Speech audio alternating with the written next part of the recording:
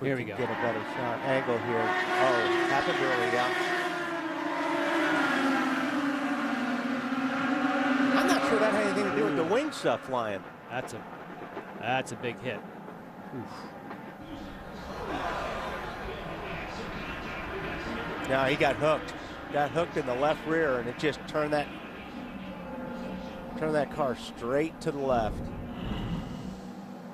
Mike Conway on the ground. The Omatro safety team is there, and he hit in a portion of the track that did not have tires to protect the arm cone. And Bob, Justin Wilson here. He didn't say much on the radio about what did happen, but they'll put on 4 sticker black tires here for Justin Wilson. This will obviously throw them out of their fuel range. You have to get to lap 60 to be able to make it all the way to the end, so they will have to at least make one more stop. Wilson back out on course. Well, they say cautions breed cautions, and that's what we've had in the last few minutes. Mike Conway's car is severely damaged on the left side.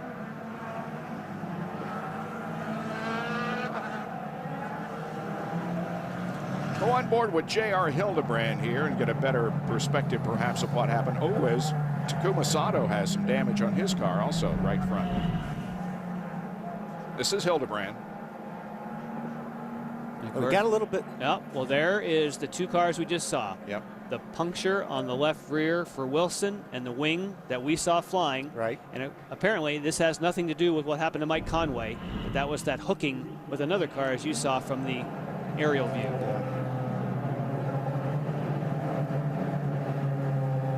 See, this whole side of the wing is missing. They'll have to replace that nose section. You were with us on our pre-race show. You heard from Takuma Sato and the fact that his heart really is in Japan, where his family is because of the earthquake and the tsunami. He is putting on, or had a good race going here. He was in 7th position. He's going to have to come in undoubtedly to fix that, and there he is right there. So he gives up 7th position to come in for the repair on the car. Takuma Sato, driving for KB Racing Technology. Co-owners Kevin Kalkoven and Jimmy Vassar, thus the KV. And Sato arrives at his pit stop. And they're going to change that front nose cone. It's all one assembly. It's the front wing and it's the nose cone as well. They can do this in 20, 25 seconds, maybe even a little bit quicker than that in that range. They'll change the tires as well. They're going to scuffed reds, make our front wing adjustment, and Sato is back out. Marty? Well, James Hinchcliffe and I started the day here at the Izod Performance Pit Center, and unfortunately we end the day here. What happened?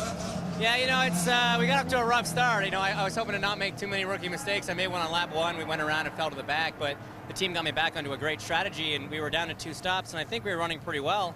And on that restart, you know, Simona, I think, got into EJ. That wasn't his fault, but, I mean, day 1 of racing school, you learn when you're spinning, you hit the brakes and the clutch, and he just hit the gas. And I went around the outside of him, hoping he just hit the brakes. He pinned it, the back end whipped around and took us out. So, I mean, it'd be easy to make a Viso joke right now. We're not going to do that, but it wasn't his fault he spun. He put himself in a bad position and then ended up taking outside too. So unfortunate day for the whole team. You know, Newman Haas deserved better than that today. Sprott deserved better than that today. But you know, keep your head up and we'll move on to the next one. You gonna go have a conversation with him? There's no point. I mean, if he doesn't know what he did, if he hasn't learned it yet, he's not going to learn it. So there's no point talking to him about it. All right, thanks, James. Thanks a lot. All right, still cleaning up here at Barber Motorsports Park. Mike Conway's wreck getting cleaned up. We'll be back in a moment here on Versus with more IndyCar Racing. Grand Prix of Alabama, I am with EJ Viso. From your perspective, what happened out there? Well, to be honest, it's been a very tough start of season. It's amazing the potential we have in this team, how things are coming out together, but for some reason I've been pretty much visiting the wall almost every session. Some of them it's been unfortunate being in the wrong position, in the wrong place as now. And we're back to green flag racing. All right, let's hope for better things from EJ Viso. By Simona, I just had a pretty good restart where it took 3 or 4 cars in the outside. I was just having has very smooth shot into corner 5, and suddenly I just got hit by her. I was putting the car back in the track, and Hinchcliffe was pretty much avoiding all the cows, and I just got hit by him in the rear tire. A very rough start to the season for EJ Vizo, and we're back to racing, Bob. And we had at least one car off track as we watched them down into turn number 5, go 2 abreast. That's Danica Patrick, of course, on the outside of the green car. A lot of dust again being kicked up.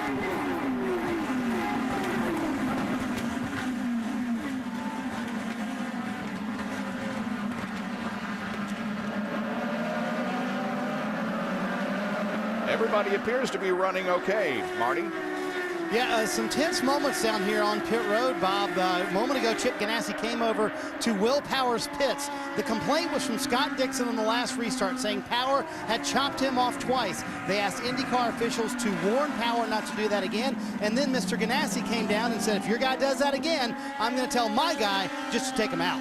Whoa, all right. So there you have it. So much for playing nice. Well, you know, hey, you don't have many opportunities for sure, and on these restarts is you know, a great opportunity. I still think Dixon's got a very fast car. If he could apply the pressure to Will Power, which he has had none yet today, it could get interesting. Franchitti running there in 3rd position in the blue car. Right behind is Ryan Briscoe in yellow. And in 5th spot is Marco Andretti, who is making the comeback from the upside-down incident he had at St. Petersburg 2 weeks ago. Serbia and Hunter Ray side by side. And Elio Castroneves right there also.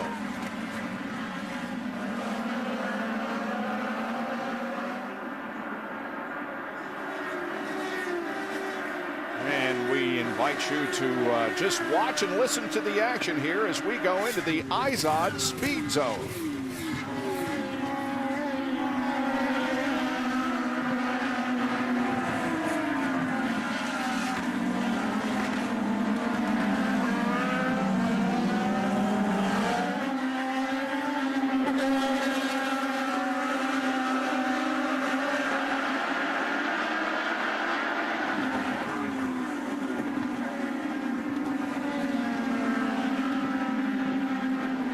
Of things going on after these restarts, and I think Robin Miller made the point in one of our pre-race shows that hey, this is good stuff. I like the side-by-side restarts. The drivers have just got to learn to take care of themselves and each other a little bit. Well, you know, we were in the drivers meeting this morning, and it really came down to Brian. I tell you, Hunter Ray is on attack right now on Serbia. He really wants that spot.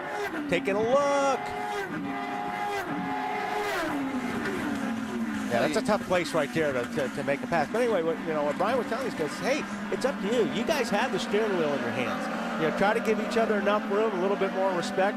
Here we have the conversation between the two gentlemen that got in the last wreck.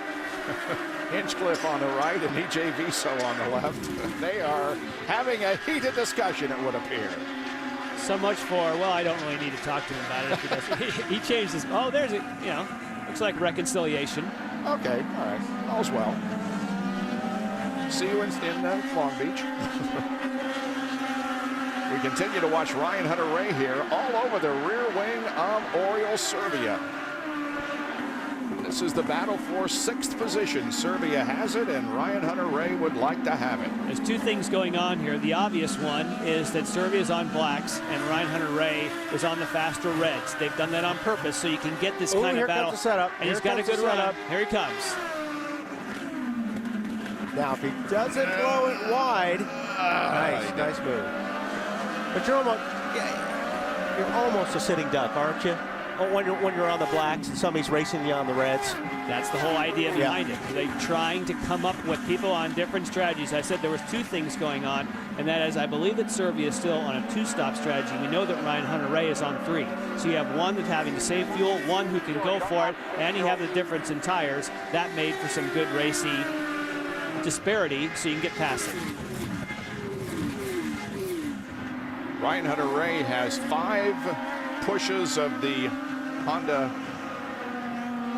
assist. Ooh, a little out of shape there. Castroneves got a little bit loose. Danica Patrick's right behind him. That's 9th spot. Castroneves has really been wrestling with that car today. I've been noticing he's had his hands full, under braking everywhere. Just does not have the grip on that car I think you would like.